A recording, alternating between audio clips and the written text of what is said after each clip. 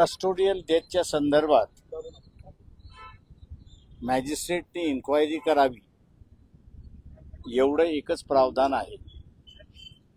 पण मॅजिस्ट्रेटच्या इन्क्वायरी नंतर कोणी निर्णय घ्यायचा, कसा निर्णय घ्यायचा, त्याची पुढची इन्क्वायरी कशी करायची, या अपुरा आहे. आणि म्हणून आम्ही असं कोर्टाला असं म्हटलं की याच्यामध्ये सोमनाथ सूर्यवंशी हे कोर्टाच्या कस्टडीमध्ये असताना त्यांचा मृत्यू झालेला आहे.